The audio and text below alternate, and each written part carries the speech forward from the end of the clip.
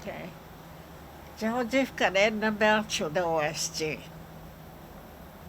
Where I went to school at the old dormitory, Eufaula dormitory, that was built in 1892.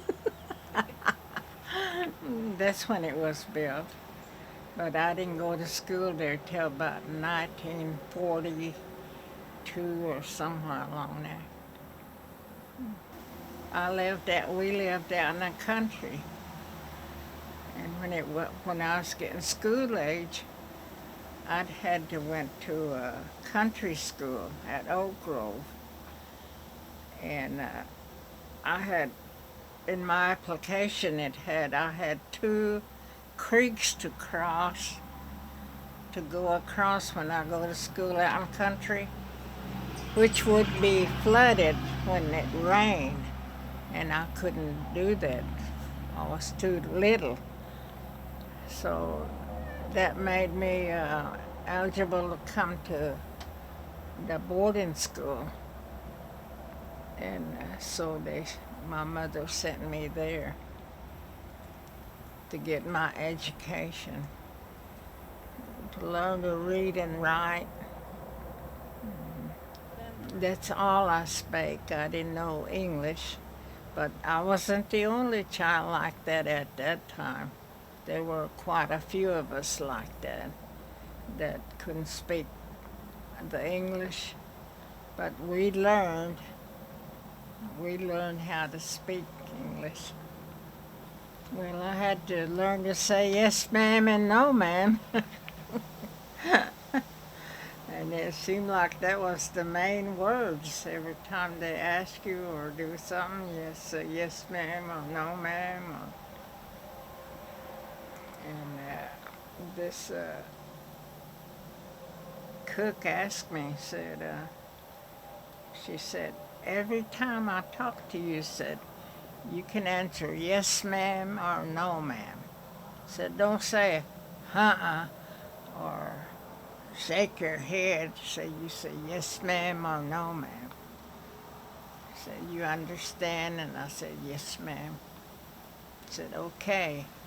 Said, what is your name? I said, yes, ma'am. No, they didn't change my name. But I know what you mean. We had a Nunji Chisholm, but now it's Nancy Chisholm. Not really, because it was at that time when I guess it was getting accepted more, where we talk more English than our Creek. Only thing is, one of the students say she was talking about me in Creek, we'd get in trouble, and sometimes we wouldn't be talking about her, but that's what she would say, and they get a paddling for, not obeying, but you're not supposed to be speaking Creek. I don't know how I learned, but I learned. I guess just like learning your numbers and ABCs. No, back then, looked like you had to learn how to take care of a home back then. Your family, such as cooking and sewing and all that, to take care of your home. They taught you how to sew and how to cook. They called it home economics then. They don't have that now. We had to learn to iron our own clothes. We had a matron to check, see how good we ironed. And everything was a matron to see it was done right. So we had to wash our own clothes, down at the laundry. And We cooked our own starch, starched the clothes, and then sprinkled them and ironed them just right. If you didn't, you had to do it all over again. Since we didn't leave the campus, hardly, not really besides just our education, but maybe like holidays we might, like Easter egg hunt, we might go off campus, but the only time we did go off campus too was when we went to show in Sunday afternoons. We went to show downtown. We walked down there. All of you? Those that weren't on punish list. They had a list if you had not done something right or whatever. They had a list. If you was on there, you didn't get to go.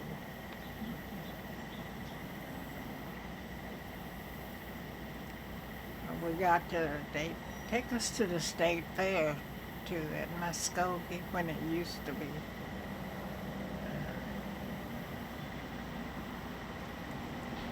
Then sometimes they'd schedule like May Day Fest with other schools like Sequoia or Jones Academy, and they have extra things down there, for us to do. But the school, I think it was well-rounded and everything. You learn how to take care of yourself, take care of your family at that time. No, we went home just at Christmas. Christmas time was the only time we got to go home. On the weekends, we got to go downtown to Baptist church or Methodist church downtown. And in the evening, we had a missionary come preach up there at the auditorium where everybody went and got to listen to preaching. And we had a Methodist meetings, and we had Baptist meetings, BTU and MYP or something like that for Methodists. But seemed like it was a well-rounded programs they did for us, because you learn to sew and you learn to cook. I did rather, and it's a good thing, because later on I was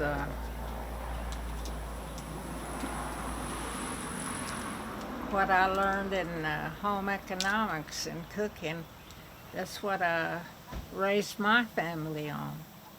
All that. It was really handy.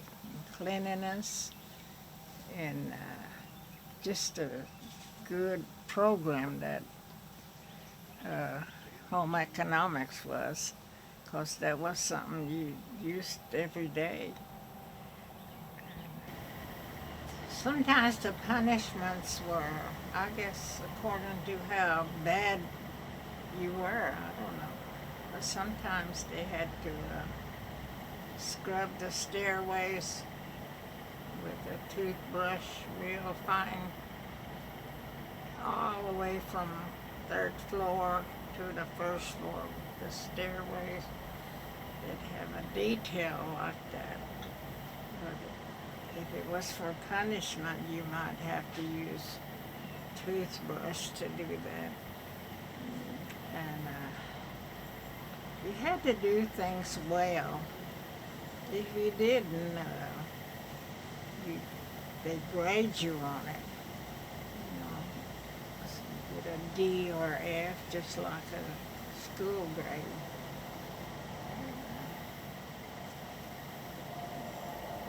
But not not most of us. You know, we didn't get bad punishment.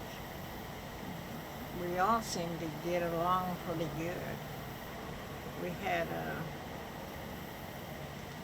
an all-girls school orchestra, and you learn music. A lot of students learn how to play piano and instruments at that time. And we had a all-girls orchestra. So we were the only ones in the whole world, all-girl orchestra. And they went to McAllister and came over the air. And we got to listen to them in the classroom while that orchestra went down there to play. But that was a learning experience too for the girls, because they learned music, and years later they'd be the ones that played piano at church. They had learned that at the dorm. And so a lot of things, it was pretty good when I look back.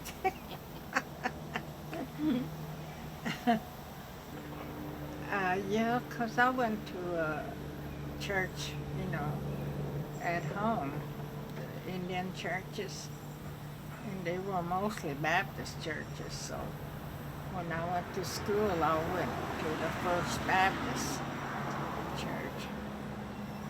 And when I got baptized, I was about 8 years old. I become a member of Baptist church down there. When I look back, those were some of the best times was with my friends and like that.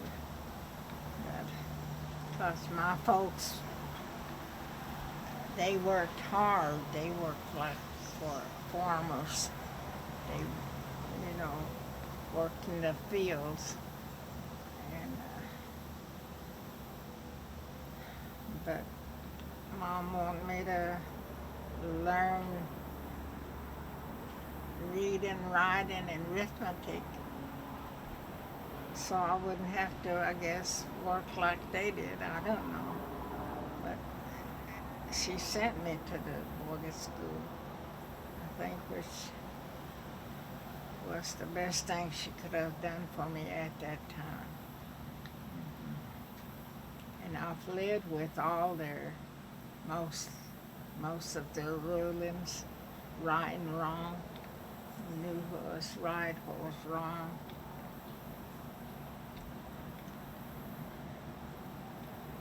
You lived that every day on the campus. You know, you had to treat people right.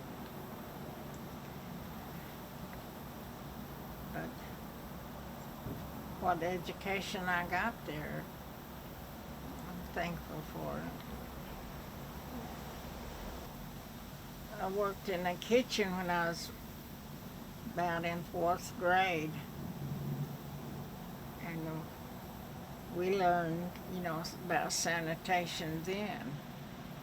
And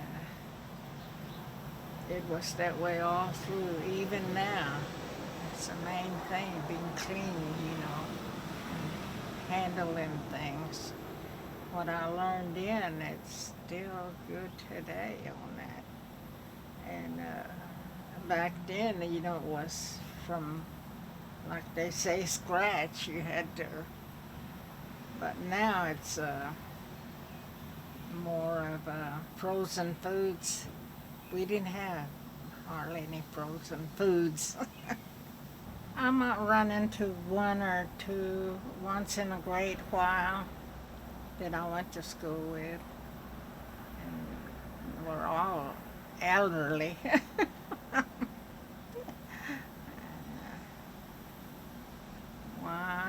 there's not too many left of us from the dorm, old dormitory.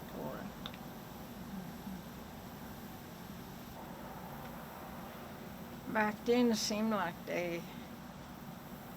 we just had one matron on the floor, each floor, just one. And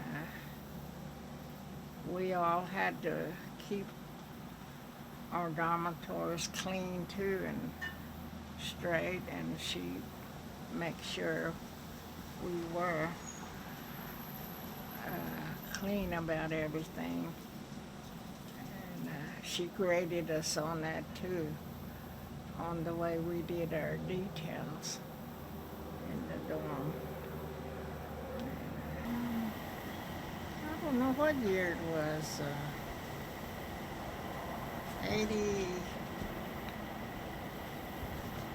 86 or 87. Went to work at the dorm. I worked up there 27 years and retired. Before then, I worked 20 years in the kitchen at Fountainhead. And so I knew a lot about cooking, but I done forgot most of it now.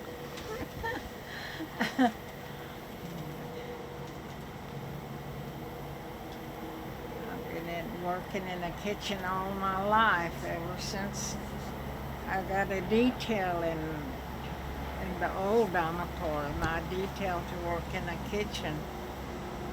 I guess that's where it started all.